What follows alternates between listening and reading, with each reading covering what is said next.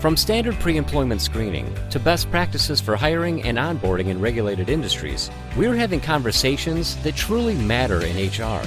That's the Background Check Podcast with your host and VP of Sales and Marketing at Data Screening, Fred Amakuchi, and the final episode in this series.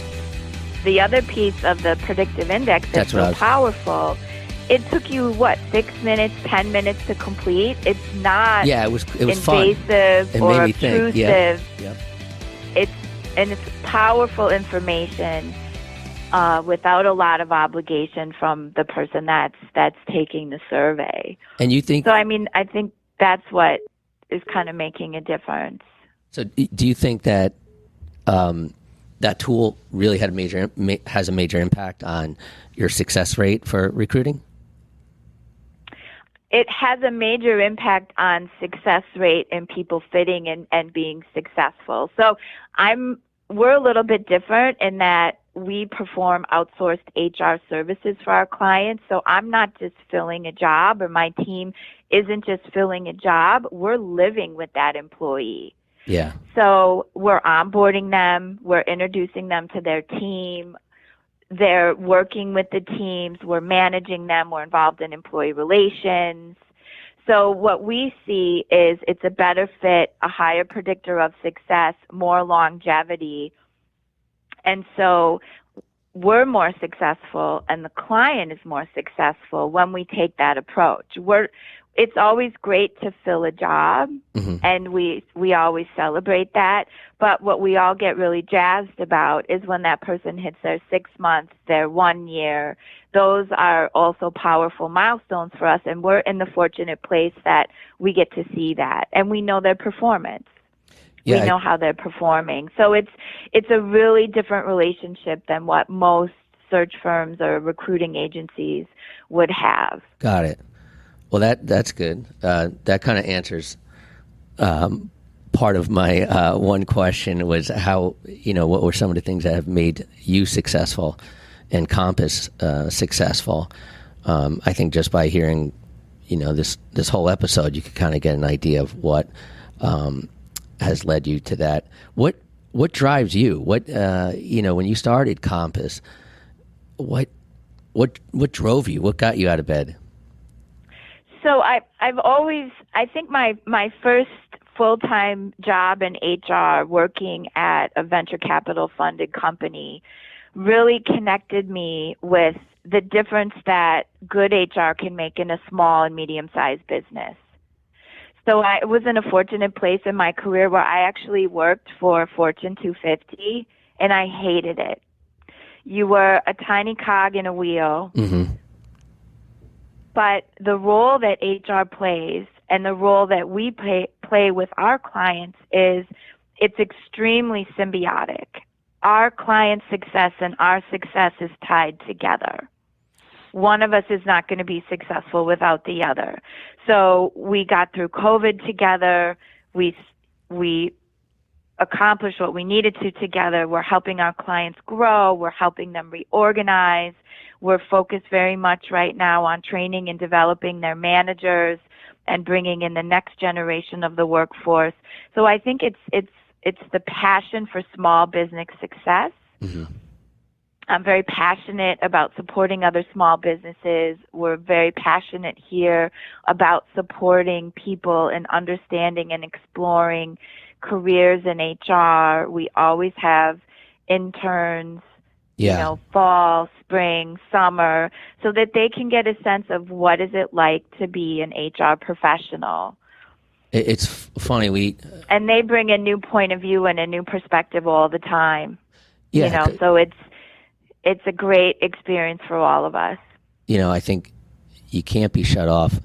You can't shut yourself off from learning. You want to be open because you're going to learn new things. One of the things that we do here is when we're hiring somebody, it's not just an interview. We tell them, come back and hang out in the office, walk around, talk to some of the employees, because not only do we want to make sure you're going to be a good fit for us, but we want to make sure we're going to be a good fit for you. And because it's crazy when you think about it. You spend a third of your day working, a third of your life working, almost. And so this is like your family. You're living with these people. You're spending a lot of time with these people. So we wanted to make sure that everyone is very comfortable and happy. So, they become productive employees. And, I think a lot of times, or I don't know, I think now it's probably different, but in the past it was, you did an interview and you got the job or you didn't get the job. So it's like a decision being made where you're going to be spending a third of your life. It's crazy. So have you found that? If you don't look forward to seeing the people that you're going to work with every day, then gosh. You're really missing out on a lot. You're miserable, and then you're not productive either. It hurts you and the company as well. And I think that's kind of the new candidate perspective. They're not so much just focused on the job and the job duties and the opportunity for career advancement, but they're also looking at the team and the group of people that they will be seeing and interacting with and growing with every day. Yeah, money's not everything, and as you get older, you start to realize that. So that's something that I've learned. Now, what about COVID? Like, has that? It sounds like COVID, and it was almost beneficial to you because more people needed your help during that time. Is that kind of accurate? Well, I mean, COVID I think it was definitely a lot of uncertainty, a lot of unknown. I would say from the point of view of an HR professional and for people in an HR career, COVID made it glaringly apparent that you needed to have a strong HR partner at the table involved in all decisions. And for many, many years, HR has been fighting to get that seat at the table. If you had a good HR person or a good consultant or firm that you were working with, COVID just solidified what could be achieved together. Because you absolutely had to take those points of view, the compliance, the safety, the employee concerns, the culture of the organization. All of those were critical factors in every single facet of how companies were going to be able to move forward, how they were building a remote team, how were they creating new ways to do things or solving problems that COVID presented. I mean, we're still living with supply chain issues, inflation issues, the high cost of containers and moving goods from point A to point B.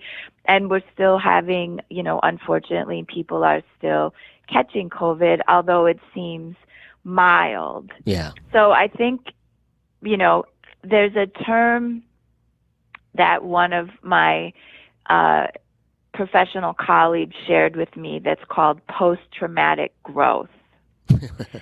And I really believe that when you can go through and experience something like COVID and you can come out on the other end, there's a problem-solving skill set, there's a resiliency, there's an appreciation for basic elements of life, and that it really is an opportunity to say, okay, well, that was really, really hard, and I'm going to give myself some break, but I also need to acknowledge all of the opportunities for growth that brought. Because we can't go backwards in life, we can only go forwards. Yeah, I always say, it's like a rowboat. If you're not moving forward, you're moving backward. And sometimes you have to really dig deep and think about, in this situation, how am I actually moving forward within this? And, it's tough. And you mentioned a saying or a quote. I always think about the saying. It says it's something to the effect of, if you're going through hell, if you think you're going through hell, keep going. Keep going. Don't get stuck. Keep pushing, and soon enough you'll get out of it. And I hope a lot of younger people realize that, your life is so long. Nothing's forever. Just keep going. If you're going through a hard time or something like that, just keep going, keep pushing. That's something I've learned in my past few years here. But one of the things I did want to talk about was the predictive index. Is that something you guys offer as a tool within your company? That's something you guys came up with? So, I mean, predictive index is the original creator was Arnold Daniels many years ago. I think about 60 years ago. So, it's a tool. We are partners with predictive index. Okay. I got it. So we're certified practitioners and we're official partners with PI. Oh, that is awesome. Yeah, I don't know if Paul had mentioned this. We actually we're launching another division of data screening. It's called Selfie Background Check, where you could do your own background check on yourself. And the thought process behind that was, it's so crazy how the first time a person will even see their background check is when some company runs it on them because they're thinking of working there. And ironically, a person is looking at your background check before you even have an opportunity to look at it. Of course, afterwards you have, you have every right to get a copy of that. But so we wanted to start a company in which you could kind of be one step ahead of the process. And some of the things we have listed on there are interview skills, resume writing, coaching, which if you don't mind, I think we're going to put your company up there if you don't mind. But I was just thinking about the predictive index, if that would help individuals for themselves. Is that something that they could do something like that? I mean, I took the test. I figured you can, right? Well, PI definitely gives person a very clear line of sight into who they are and what their strengths are and what their blind spots are. The way PI is set up is it's really intended for businesses to have a license and use it with their employees. Got it. Okay. So doing like single PIs is not the structure that PI really has set up. Yeah. So for people to be able to do that. I mean, we do it for all of our interns, but we also use it in the selection process. So what we do is we give a read back and a complete profile review to people when they do their first onboarding week, as well as an overview of all of their other team members so that they can come into a sense of self-awareness.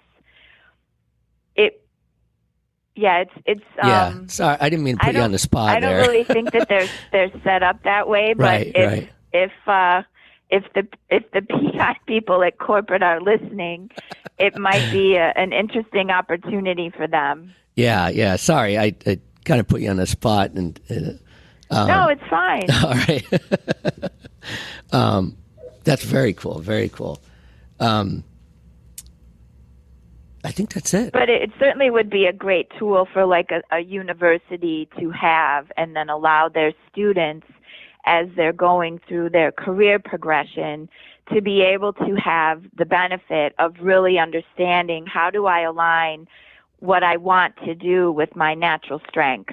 That would be great for like career centers at colleges, right? I mean, right. Yeah, because colleges, they do everything they can to get, help their students get jobs and have a career. So that would be awesome. Yeah, you're right. That would be awesome. Well, looks like our time is up. I don't want to spend any more time. I know you have something going on at 11. You mentioned, right? I'll give you some time to get settled. So Compass, you guys, it sounds like you guys do everything, by the way. Is that right? I mean, you do consulting, recruiting, everything, right? Is there anything I missed? Well, I mean, we provide outsourced HR services. So a lot of what we do is around compliance and audit. Okay. So understanding, are companies doing, are they meeting the essential requirements based on their size, their industry, and where they're operating. We do a lot of programs that we call operational controls, so employee handbooks, policies, procedures, COVID procedures, job descriptions, performance management systems, manager development training.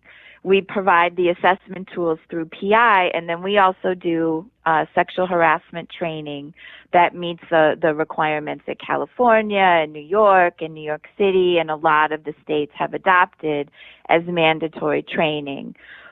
So we do cover really almost all the bases of what people need to have a strong HR foundation. And so for some of our clients, we're providing the entire HR program, and for some of our clients, we're augmenting an in-house team. Okay.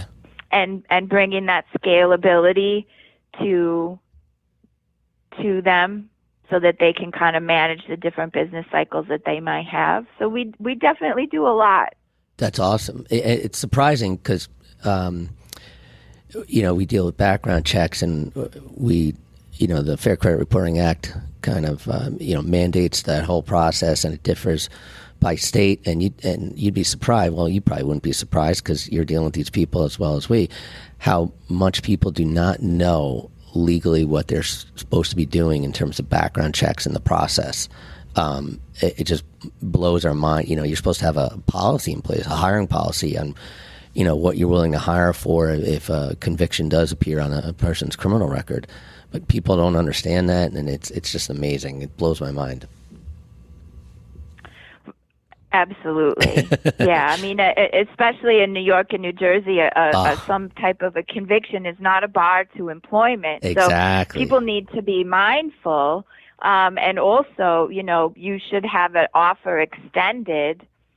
Yep. Most states do not allow you to ask about convictions, definitely not allowed to ask about arrests. Correct. But not allowed to discuss convictions until an offer of employment is on the table. Yeah, that's the law in New York, and that's really the safest way to go. That's what I tell a lot of our clients. Just and when you think about it, I mean, the background check is normally the last piece of the hiring process, so you want to do it that way anyway. So, especially nowadays, you can't. It's tough to find good people. Right, and you're looking for people that, have violence in their past, or, potential sex offenders, or someone who's just generally not safe to work with others.